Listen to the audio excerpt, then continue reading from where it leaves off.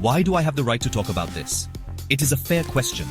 I have earned this right not in a classroom, but in the real world. I have sat in the boardrooms of large corporations. I have felt the pressure of quarterly reports and shareholder expectations.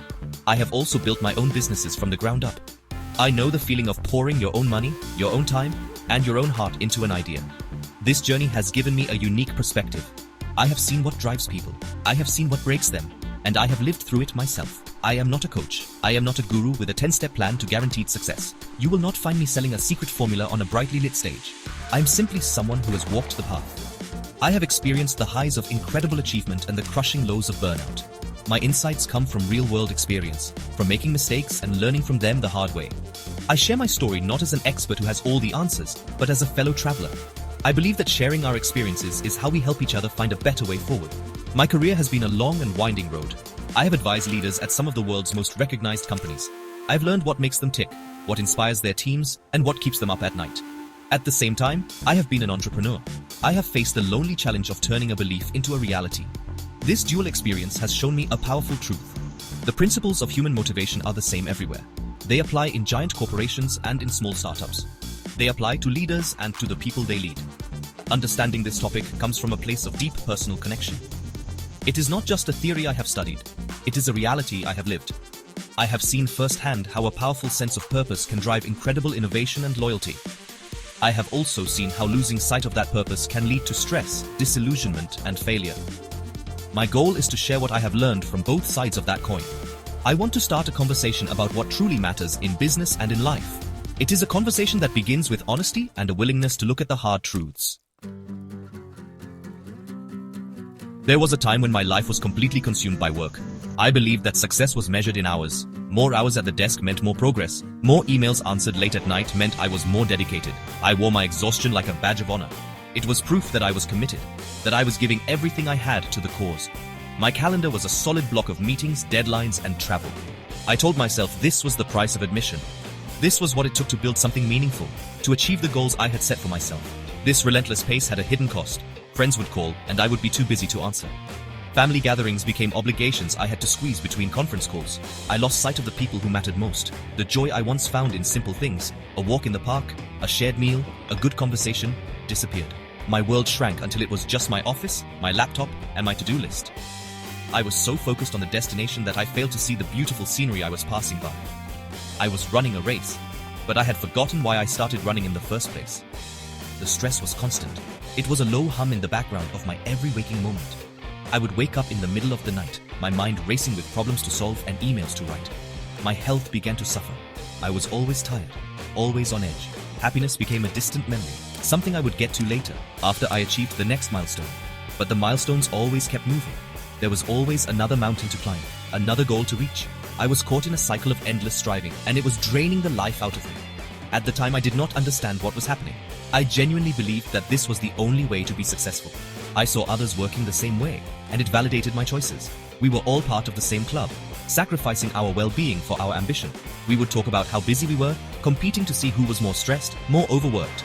We thought we were being strong and resilient. We did not realize that we were slowly eroding the very foundations of our lives, our health, our happiness, and our relationships. We were blind to the damage we were doing. It took me a long time to see the truth. The realization did not come in a single flash of insight.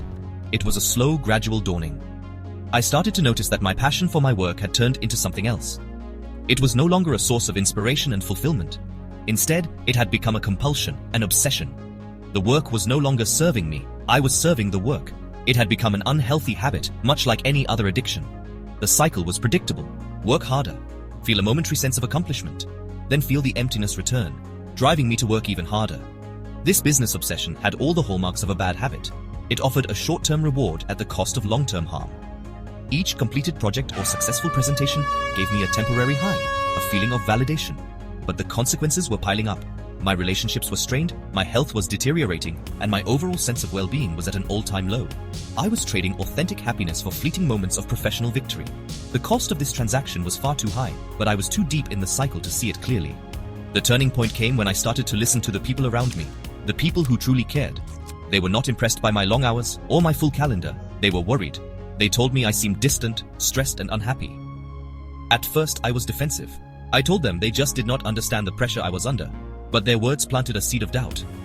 I began to look at my life with a more honest eye. I had to admit that they were right.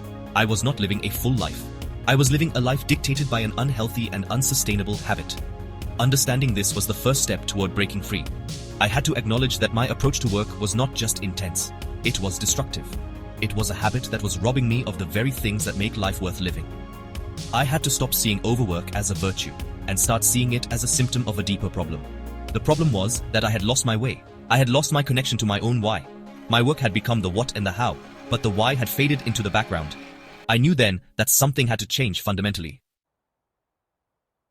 The decision to change was not easy. It required a conscious and deliberate shift in my mindset. I had to redefine what success meant to me. It could no longer be just about professional achievements and financial rewards. I decided that true success had to include my health, my happiness, and the strength of my relationships. It meant finding a sense of balance. It meant creating a life where my work supported my well-being, not detracted from it. This meant I had to start with a new why. My purpose was no longer just to build a successful business. It was to build a successful life. This new perspective changed everything. I started setting boundaries. I learned to say no. I started scheduling time for friends, for family, and for myself with the same seriousness I scheduled business meetings. I rediscovered the joy of hobbies and the peace of doing nothing at all. It was uncomfortable at first. I felt guilty for not working, for not being productive in the way I used to be. But over time, something amazing happened. My work actually improved. With more rest and a clearer mind, I became more creative, more focused, and a better leader. The journey to find balance is ongoing. It is not a destination you arrive at, but a path you choose to walk every day. There are still times when the old habits try to pull me back in. But now, I can recognize the signs. I know when I'm pushing too hard, when I'm losing sight of what truly matters. I have learned to trust that taking a step back is not a sign of weakness. It is a sign of wisdom. True strength is not about enduring endless stress. It is about having the courage to build a sustainable and fulfilling life. My message to you is one of hope. It is possible to be ambitious and successful in your career without sacrificing yourself in the process. It is possible to find a balance that allows you to thrive in all areas of your life. The key is to start with your why. What is the purpose that drives you? Let that purpose be your guide. Let it be the filter through which you make your choices. When you are clear on your why, you can build not just a successful business, but a life rich with meaning, connection, and true lasting happiness.